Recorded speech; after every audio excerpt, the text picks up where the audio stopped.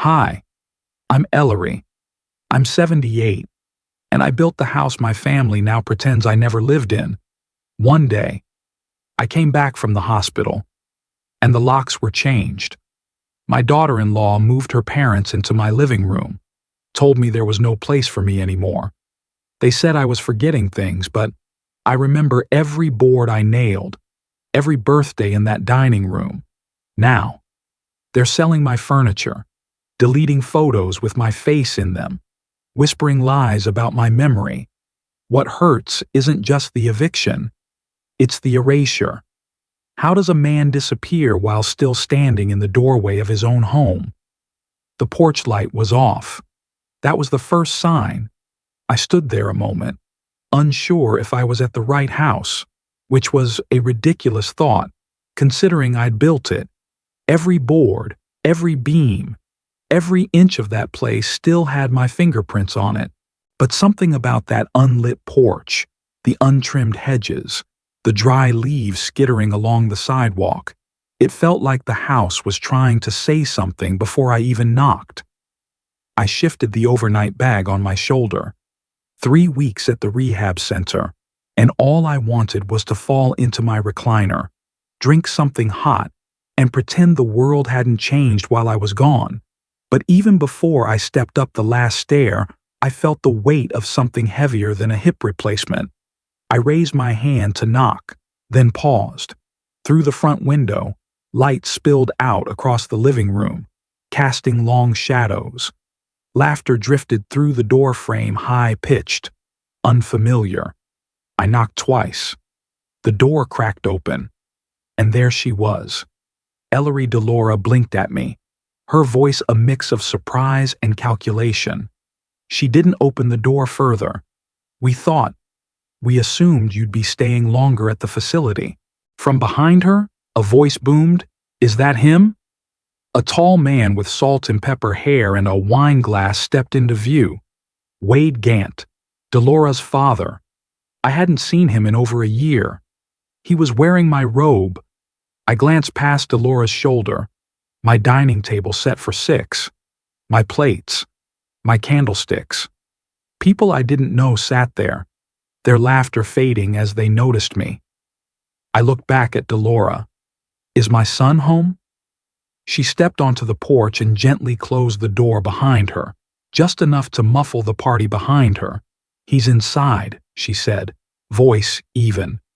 "But, Ellery, maybe it's better we talk out here." I didn't move.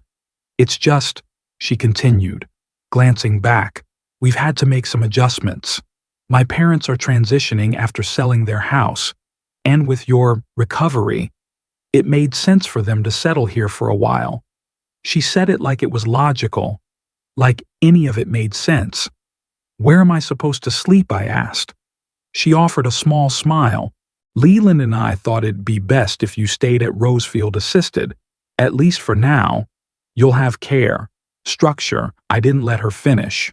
"Where are my things?" She hesitated. "We packed most of your personal items.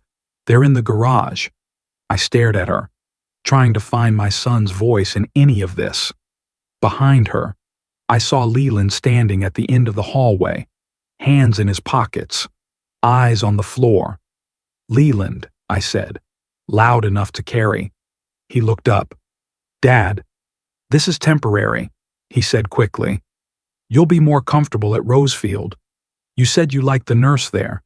"That's not the point," I replied, my voice flat. He stepped forward. "It's just, this house. It's gotten to be a lot. We didn't want to burden you." I gripped the porch railing, feeling the grain under my palm. I'd sanded this wood myself in '91, paid off the mortgage a year later. Burden. This house wasn't a burden. It was my life's work. You didn't ask. I said. Neither of them responded. I nodded once, like I was agreeing to a conversation I hadn't been invited to. Then I turned, slowly, carefully, and stepped off the porch. I made it to the sidewalk before I turned back.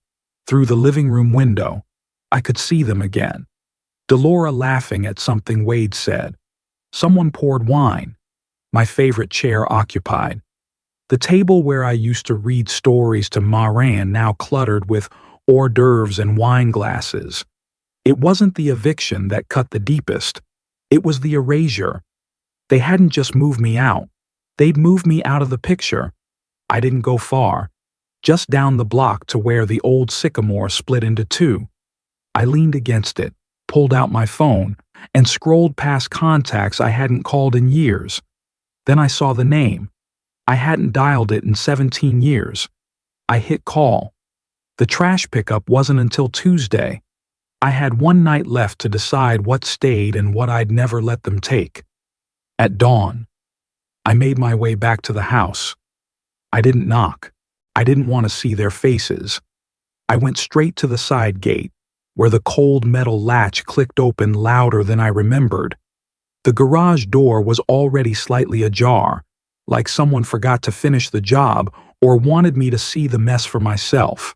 Boxes, dozens of them, stacked carelessly, duct tape flaking off at the corners, not a single one labeled. I stepped inside, the air damp with the scent of wet cardboard and gasoline. The light flickered when I pulled the chain. I reached for the first box, socks stuffed in with old tools, a necktie wrapped around a hammer, my late wife's garden gloves crushed beneath a broken tape dispenser. I opened another, framed pictures, one with a cracked corner, my wedding photo bent in half, shoved between a roll of twine and a rusted wrench. I ran my hand over it gently, as if the image would realign itself, as if careful fingers could undo careless hands. The next box held my shaving kit, a pair of slippers, and my old veteran's cap. It sat sideways, smudged with oil. I pulled it out, dusted it off, and set it aside. Some things don't get discarded, not while I'm still breathing. I wiped my hands on my jacket and stepped toward the house. I didn't plan on going inside, just the hallway, just to see if maybe something was left untouched. The back door creaked when I pushed it open. The hallway was quiet, too quiet. Where once there were walls of photos, now there was nothing. Just fresh paint and faint outlines where frames had hung for decades. Colleen Gant appeared, barefoot in a silky robe, holding a mug like it was a trophy. She raised an eyebrow. "Oh," she said, like I was a fly that wandered in. "We've redecorated. Clean lines." You know, I didn't respond. I just stared past her, at the place where my wedding portrait used to hang. Her eyes followed mine. She didn't flinch. "How do you redecorate love out of a home?" I asked, mostly to myself. She didn't answer, just stepped aside and let the silence walk me back out. In the garage again, I found my old iPad tucked into a shoebox beneath some extension cords. The battery still had juice. I tried to connect to the Wi-Fi. Nothing. I opened settings. The network name had changed Gant House. The password was different too. I texted Leland. "Me, did you change the router?" He didn't respond. A few minutes later, just one message. "Delora's dad set it up. I'll get back to you." He didn't. I sat down on a wooden crate, staring at that cracked iPad screen, the spinning wheel still searching for a signal. At a coffee shop down the block, I ordered a plain black coffee and tried to access my bank account. A pop-up blocked me. "Unrecognized IP address. Please verify." I stared at it. My account had always logged in automatically from home. The system no longer recognized me. The bank didn't recognize me. Even the machines thought I didn't live there anymore. I pulled my coat tighter. The barista called someone else's name. I didn't move. Back at the garage, I sat again among the boxes. My knees popped. The cold crept into my bones. I opened another box, a mess of receipts, birthday cards, manuals for appliances long thrown out. Then one frame caught my eye. The picture inside showed me holding Leland, maybe 5 years old. We were laughing. He had chocolate on his face, and I looked younger, lighter. I turned it over, fresh ink, looping cursive garage, to discard, Delora's handwriting. I held the photo for a long time. I didn't cry. I didn't yell. I just sat there, the weight of memory in one hand, the insult of ink in the other. Tomorrow was trash day. But tonight, I had a decision to make. 3 knocks at the guest house door the next morning. I thought it might be Leland. I was wrong. No one was there. Just a flyer tucked under the mat, a glossy, full-color ad for a community networking brunch hosted by Delora Gant. I picked it up and stared. There was a photo on the flyer. My porch. My old porch. The one I built with cedar trim and painted deep blue. The photo was clearly from my own house taken without my knowing, but something was off. I kept looking at the porch, at the shadows, the placement of the chairs. And then I saw it. In the original version of that picture, one I had taken myself months ago, I had been sitting on the edge, holding Marin in my lap. In this version, I was gone, cropped out. The image had been tightened just enough to erase me. The caption below read, "Hosted at the elegant Pryor Gant residence. Curated for modern family excellence." I folded the flyer in half and slipped it into my coat pocket. The town library wasn't far. I went there to clear my head, use the Wi-Fi, maybe escape the thud in my chest that hadn't quieted since I left the garage. As I was signing into the guest network, a group of third graders in matching t-shirts streamed past, chattering, laughing. Somewhere near the historical fiction aisle, I heard a small voice say, "Grandpa Marin." She ran to me, her hair tied in uneven braids. Her teacher looked surprised but didn't stop her. "Why weren't you at the dinner party?" she asked, her voice hushed but direct. I crouched down, wincing slightly. "Sometimes grown-ups forget things that matter," I said, trying to keep my voice steady. She blinked at me. "But you always came before. Mama said it was too full." I touched her arm. "I'll always come if you need me." Her teacher called her back. Marin gave me a little wave, then disappeared behind a shelf of picture books. I stayed kneeling for a moment longer than I needed. That question asked with innocence hit harder than any silence Delora or Leland could throw at me. On my way out, I didn't notice the car until I heard my name. Ellery. I turned. Alara Booth stood by a silver Prius, arms crossed, a cloth bag of books hanging from one shoulder. Elara Leland's ex-wife. She hadn't changed much, just sharper now, quieter. Her smile was half-formed, unsure if it was allowed. "I heard what happened," she said.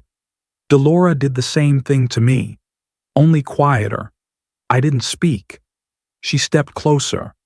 "It started with pictures, then the stories, then your name. Suddenly, I wasn't part of the family anymore. Not officially, not socially, just gone." I looked at her, really looked. Her voice didn't hold anger, just fatigue, maybe recognition. "They tell it like it's logistics," she added, "but it's a slow erasure, one polite step at a time." I nodded. "And nobody else notices. They don't want to." That night, I opened a flash drive I hadn't touched in years.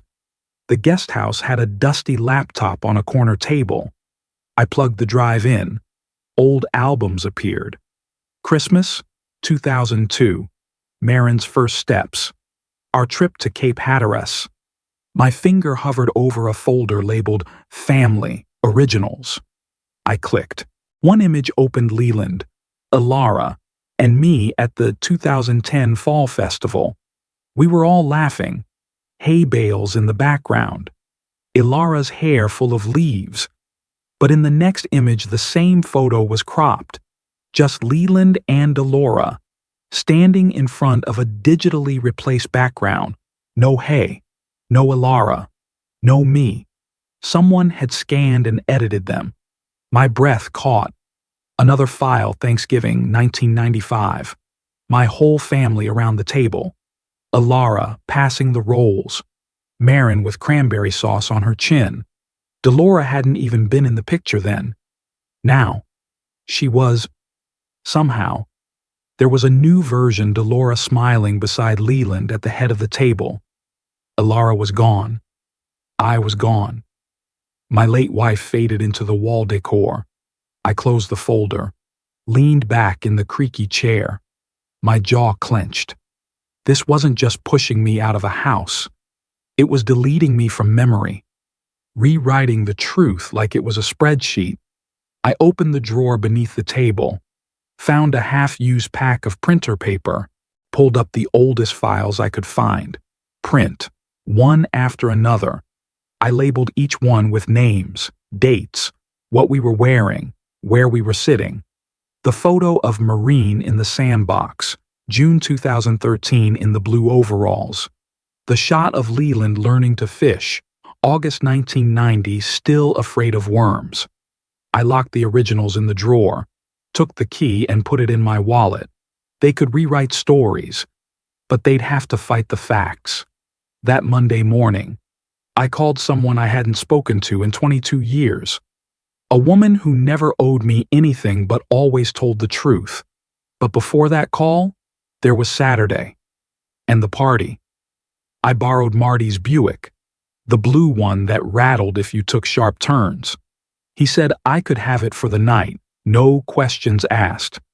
I parked it 2 blocks from my old home and waited until the sun slipped down, leaving just enough twilight to hide behind. The street was crowded. Valets jogged from car doors to the curb, guiding Teslas and Lexuses up the drive. String lights draped from the porch like a wedding canopy, glowing soft yellow against the white painted columns. I remembered scraping down myself one summer with my wife. I pulled out my phone. The event invitation popped up again. Celebrating 5 years of family and legacy. The Gant Pryor vision. The photo on the page was my house, dressed up like someone else's memory. The porch. My porch was filled with people I didn't recognize, clinking glasses, flashes from phones. I watched as Delora stood beneath the light arch, smiling wide, her arm hooked into Leland's. I clicked over to her public page. Her speech was posted ahead of time. I built this home with vision and family values. She wrote. Leland had reposted it with, "Proud of you. Our foundation. Our foundation." No mention of the 40 years I'd lived there. No photos of the original blueprint I sketched on a diner napkin back in '84. Nothing.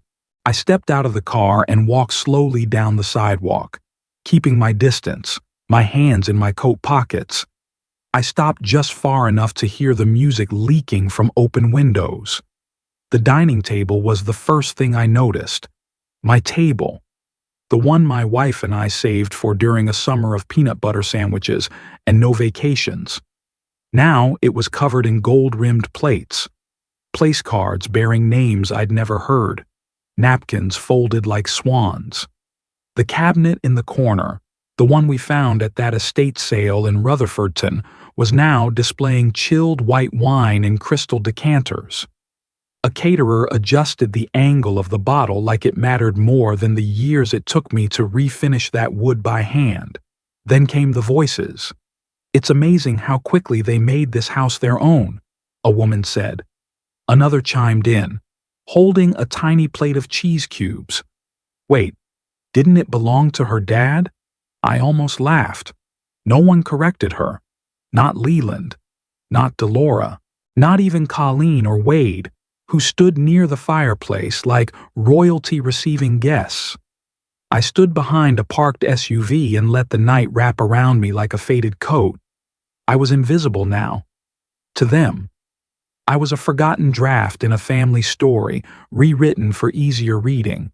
Music swelled. A voice cut through it, Wade Gant's. He raised a glass and gestured toward Delora.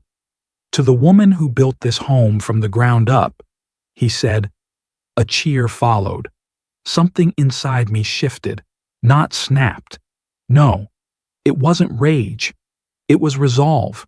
You can take my walls, my shelves, even the damn trees I planted in the yard, but not my name, not my legacy.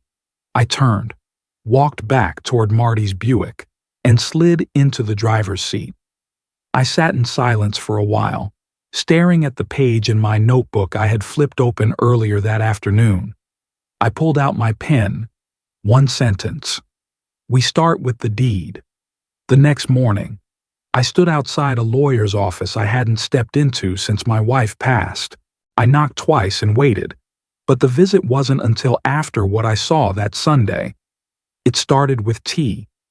I was sitting on the back porch of Marty's guest house, watching the wind mess with the pine needles. My phone buzzed with a notification from an app I rarely opened, an online marketplace for antique buyers. Just habit. Really? A way to kill time? Then I saw it. The listing wasn't even trying to be subtle. Antique mahogany cabinet. No sentimental value? Must go? I knew that wood grain like I knew the ridges of my own hand. I zoomed in. The knot near the bottom corner where the stain had darkened too much still there. The brass pull on the bottom drawer slightly crooked from when I reattached it in '98. My cabinet, listed under Delora's username. It wasn't even hers to dust, let alone to sell. I stared at the screen long enough for my tea to go cold. The price was insultingly low. I leaned back, letting my eyes close. That cabinet wasn't just furniture. We bought it for our 30th anniversary. Clara spotted it at a barn auction in Hendersonville. I tried to talk her out of it, said it was too big, too formal for our place. She ignored me. Of course. Said it was future-worthy. We spent a week restoring it, sanding side by side. She even carved a small drawer into the back panel, hidden from view. That's where she kept things that weren't for others, dried lilies from her mother's grave, letters I'd written her when I worked overtime shifts and left notes under her pillow. That drawer was sacred, private, and now, probably emptied and discarded like a junk drawer. I didn't call anyone right away. I didn't curse. I just put the phone down, walked into the guest house, and got my coat. An hour later, I found myself walking down my old street, the same way people drive past a house they used to live in. You don't expect anything to change, and yet, everything does. The mailbox was different now. A shiny brass label, the Gantz.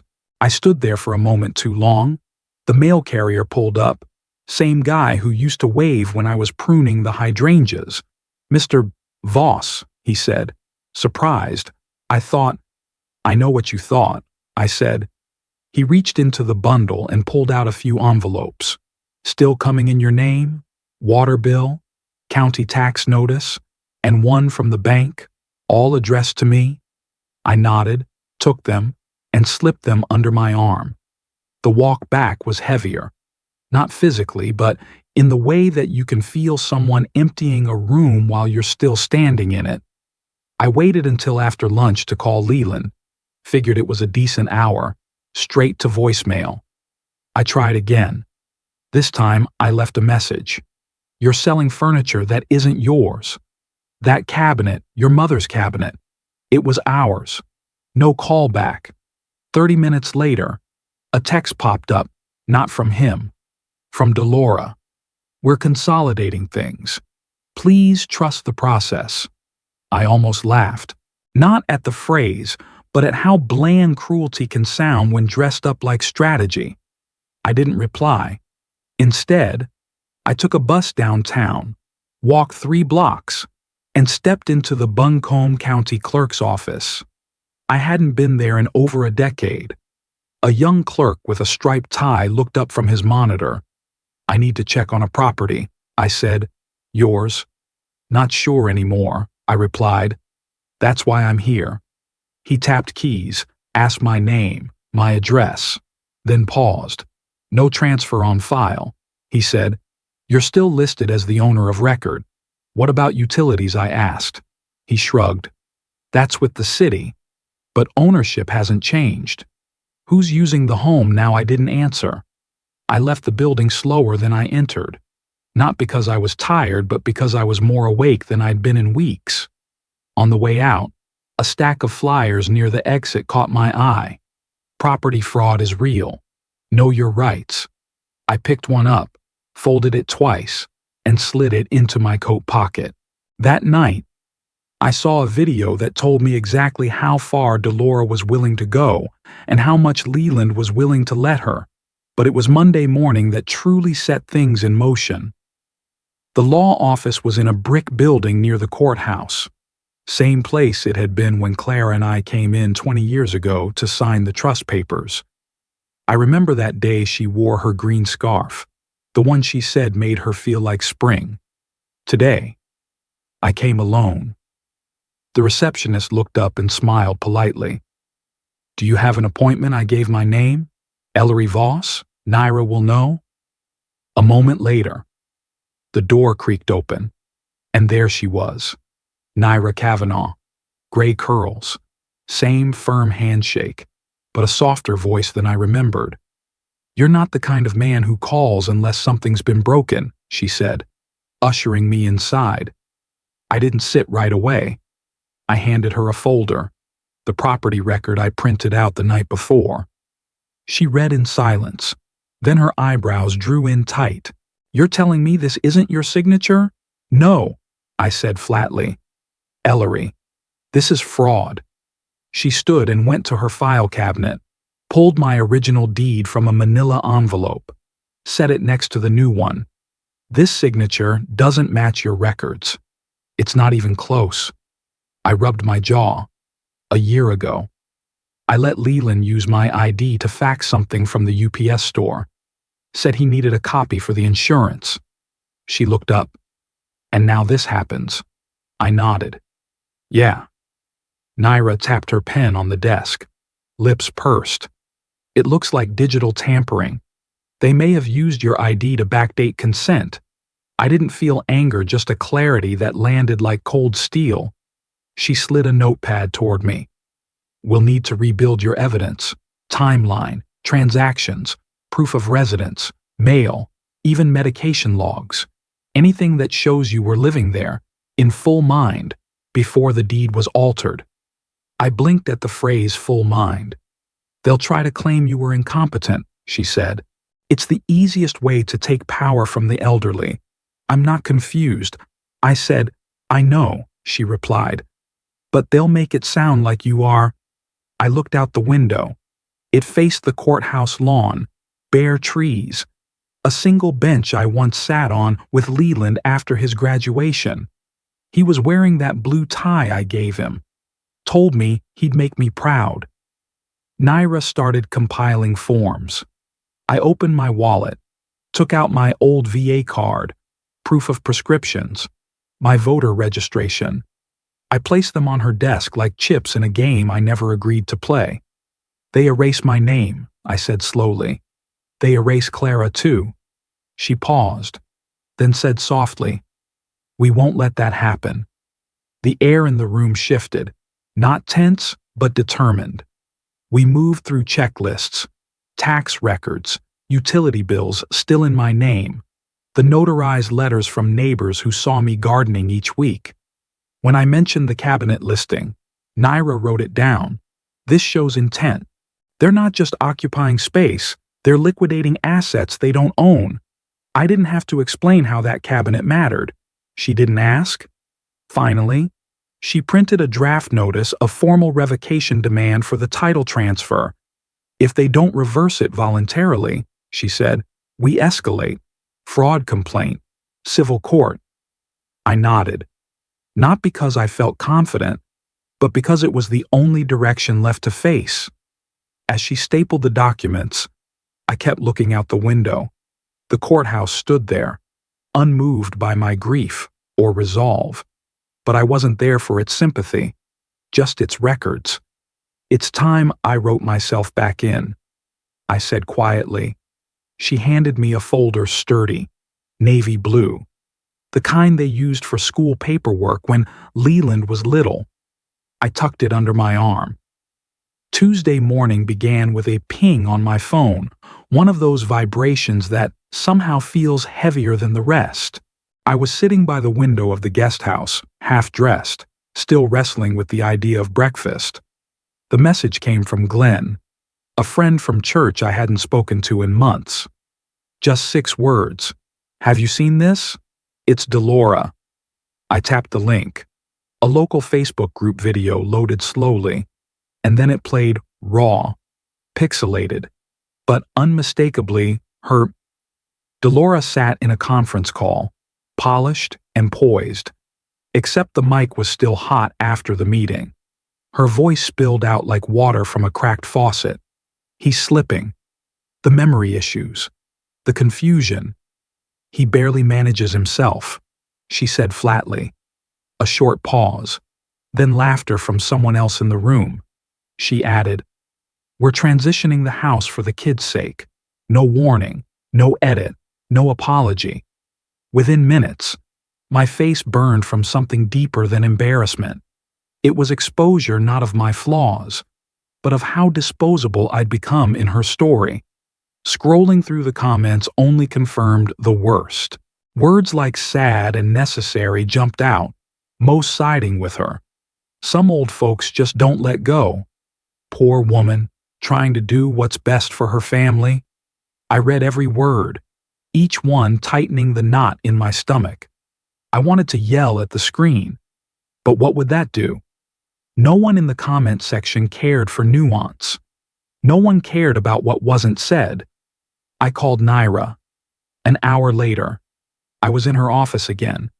She listened without interruption, then nodded slowly. "This is public defamation. We'll add it to the complaint." She walked me through what we'd need, not just emotional ammunition, but documented proof of my competence.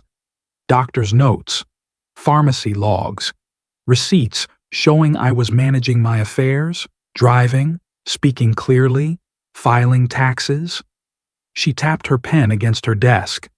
Delora chose the stage. Let's make sure the spotlight works both ways. After lunch, I received another call, this one from Julie at the local bank branch. "We've seen some irregularities," she began cautiously. "Someone requested access to your accounts, citing Household Management Authority.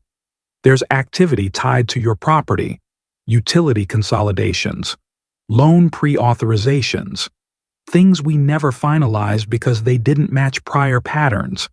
I didn't ask who made the requests. I already knew." The more I dug, the more it felt like discovering rot under floorboards you once thought were sound. The house was gone. The photos were gone.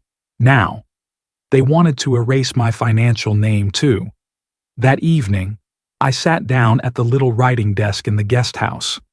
I pulled out a yellow pad and wrote what Naira called a trigger letter, a cease and desist addressed to Leland and Delora. It wasn't just legal, it was emotional. My way of saying, "I see you."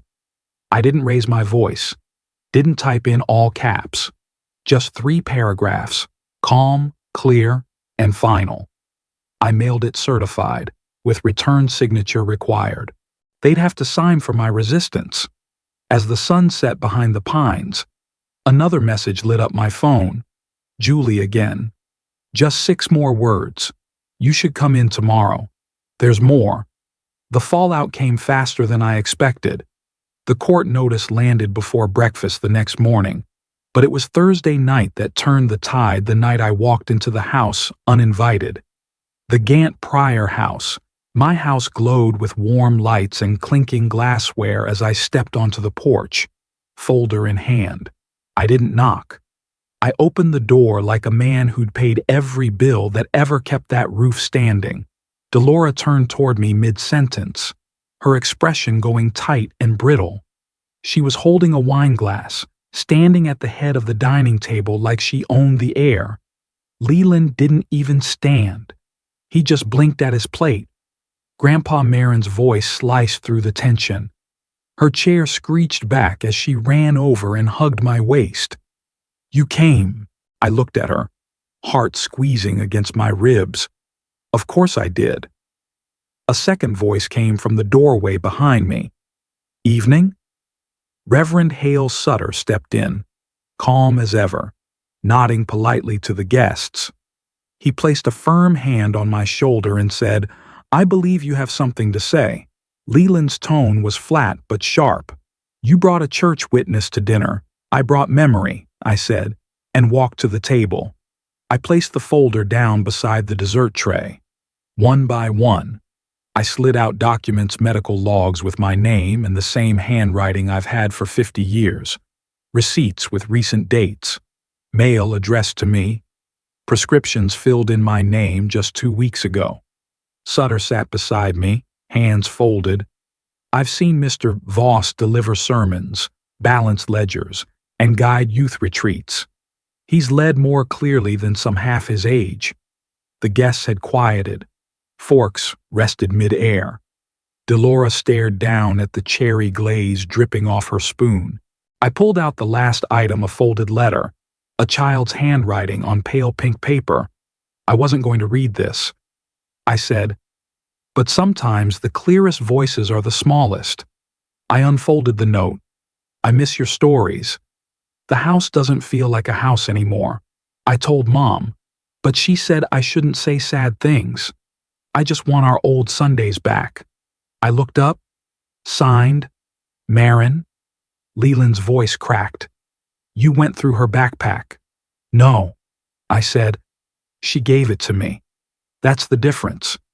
Delora's knuckles whitened around her wine stem. Then I set the final page on the table, a formal fraud complaint. "Ready for court? You may erase me from your walls," I said, voice steady. "But you won't erase me from the law." I turned to Marin and smiled.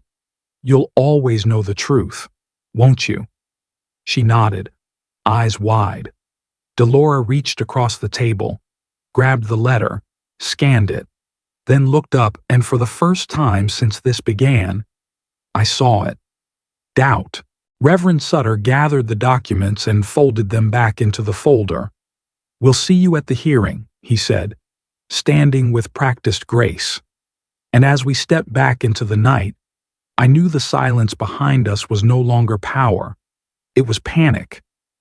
When I stepped out of the office that afternoon, the crisp air felt different, sharper, like the truth pressing against my skin. Everything I'd learned that morning crystallized in my mind. The utilities switched without my request. Documents forged in Delora's favor. Justice had begun its quiet march. I'd arrived at the bank early. The clerk recognized me and led me to a small conference room. They laid out paper after paper, utility transfers requested by Delora's business, signed with my name, no notarization, no authority from me.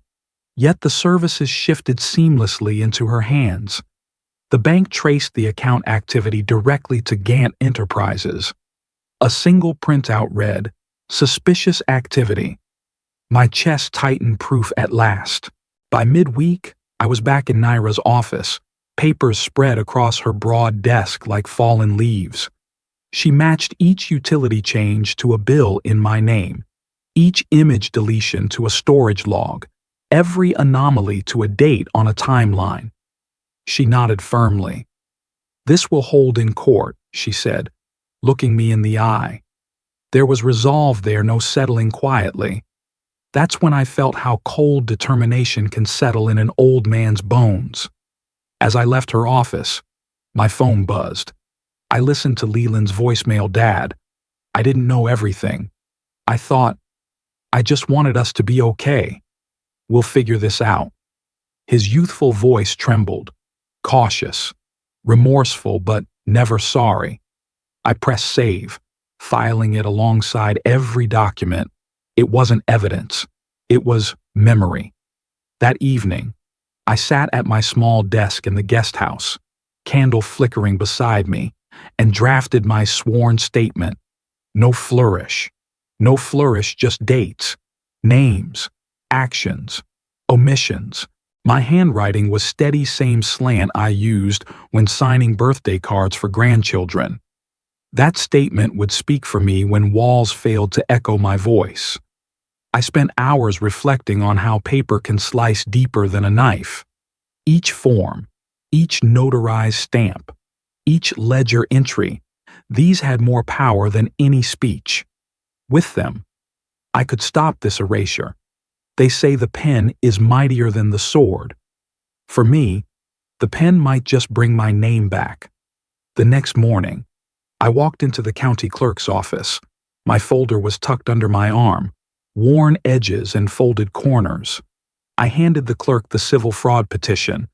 Her eyes widened when she saw the defendant, Delora Gant. She glanced at me. Surprised by my calm tone, I just want what's mine. Nothing more, but no less. She stamped the papers. I watched the ink imprint my name, the date, and something settled inside me. Not relief, but a promise. As I stepped outside, the sun was low, casting long shadows across the sidewalk. Across the street, Marin stood by the school crossing guard, her backpack on the pavement beside her. She waved a quick, hopeful gesture. I paused, nodded, and mouthed, "Almost there." The folder in my hand felt lighter now. Later, when I looked at that saved voicemail and the documents stacked on my table, I understood I wasn't just fighting for property or pride. I was fighting for every memory I'd left behind in that house, every laugh in the living room, every bedtime story, every Sunday morning breakfast. Friday turned into evening, and I packed the folder carefully before heading to sleep. I would have to face Delora and Leland in the courtroom soon, but tonight, in my temporary room, I allowed myself a quiet moment of clarity. Tonight, I reclaimed my narrative, and soon, I'd unlock the door that once shut me out. I remembered the final moments in court as if they were etched in the wood of that old dining table, judge's gavel tapping, Naira's calm voice presenting forged signatures and mismatched utility bills, every line of my name beaten into legal record. When the judge granted temporary relief, keys returned. Utilities frozen, it didn't feel like celebration, but recognition. Recognition is sometimes stronger than applause. On Hearthstone Lane, the sheriff and I stood outside the front door. Mere moments later, inside, Delora and Leland were hosting a networking brunch, perfectly unaware of the legal ripple about to hit their polished event. The sheriff's firm knock cut through the buzz. "This house is under legal review. Please step aside." The guests fell quiet. Delora's face stiffened. Leland looked anywhere but at me. I stepped in behind the officer, breathing in the familiar smell of cinnamon muffins and fresh paint. The rug under my feet was the one my beloved wife chose for our entrance decades ago. My heart thudded. I was home again. Guests murmured among themselves. One woman, mid-pour of orange juice, asked, "Isn't that her father-in-law, Delora?" Stood frozen, mouth moving silently. Leland avoided eye contact. I paused at the threshold, waited for the hush that always follows unexpected returns. No shouting, no gloating. I simply asked, voice firm, "Did you both think I'd stay silent forever?" Delora bristled. "We built this together," she snapped. I stepped forward. "No, you just rearranged furniture on a legacy you didn't earn." A ripple of tension washed through the room. I sounded calm, but my voice carried the memory of every Sunday breakfast, every joint effort raising Leland, every late-night talk with my wife in that very house. 10 minutes later, Marin appeared. She crept to my side and pressed a folded drawing into my hand. It showed our old house, colored in crayon, with Grandpa Ellery written above the front door.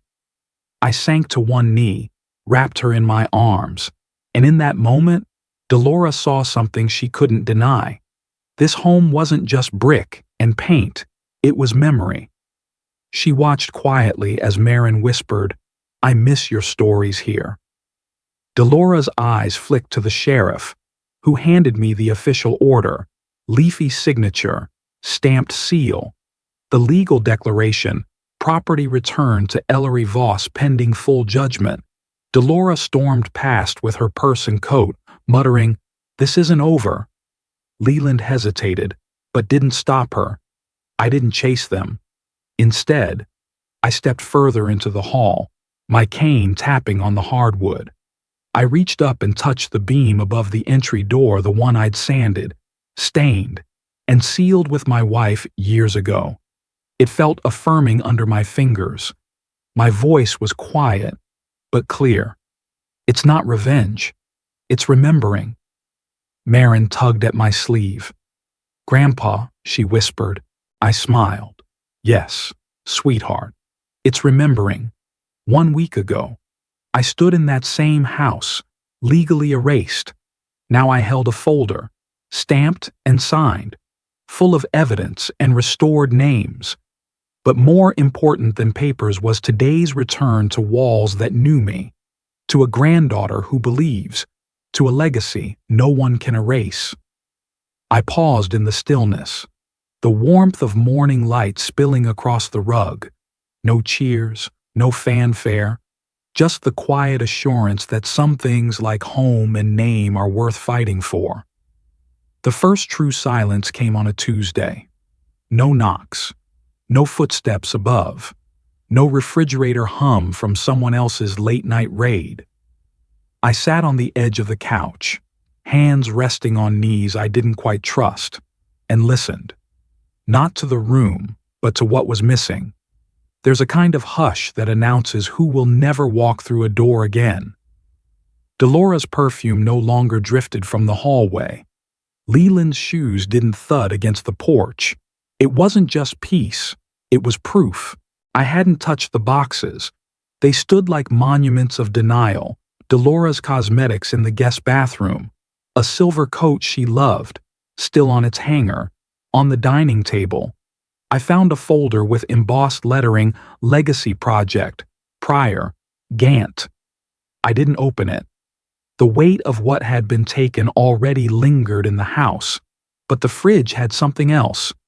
Taped near the top, just above where the orange juice had always sat, was Marin's crayon drawing, Grandpa's house, in blocky, eager letters.